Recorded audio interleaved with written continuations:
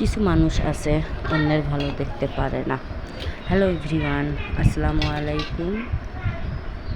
সবাইকে স্বাগতম আবারও একটা ভিডিওতে, রান্নার ভিডিওতে। সবাই কেমন আছেন? আশা করি সবাই ভালো আছেন। আমিও ভালো আছি, আলহামদুলিল্লাহ। তো এটা হচ্ছে মুরগি রান্না আর কি। অল্প মাংস যেভাবে আপনি রান্না করবেন, আমি এখানে অল্প মাংস প্লাস একটু আলু, এটাকে আমি ভালো করে তেলের মধ্যে ভেজে নিই আর কি। কারণ মুরগির মাংস পোড়া অথবা তেলে ভেজে নিয়ে রান্না করাটাই হচ্ছে বেস্ট। আর ভেজে নেওয়ার পর আপনারা তো দেখলেন, এখানে আমি মরিচের গুঁড়ো, তারপর হলুদের গুঁড়ো, দেন আমি লবণ দিয়ে এটাকে আবারও 1 মিনিট ভালো করে ভেজে নিব। আলুটা এমনভাবে ভেজে নিব যাতে প্রায় অর্ধেক এটা ভাজতেই আর কি সিদ্ধ হয়ে যায়, এমন করতে হবে।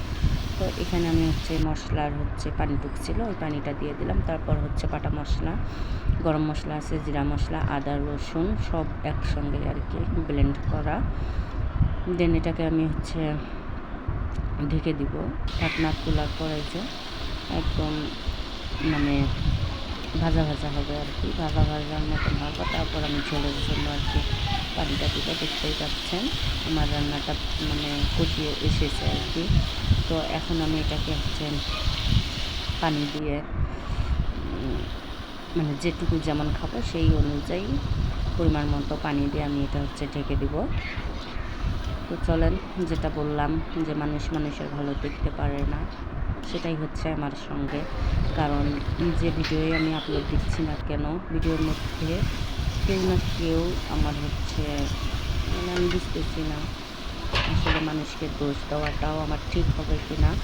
তো আমি চাচ্ছি না কাউকে দোষ দেওয়ার জন্য। থাক, আল্লাহ আছে, একদিন সফলতার মুখ দেখবো ইনশাআল্লাহ।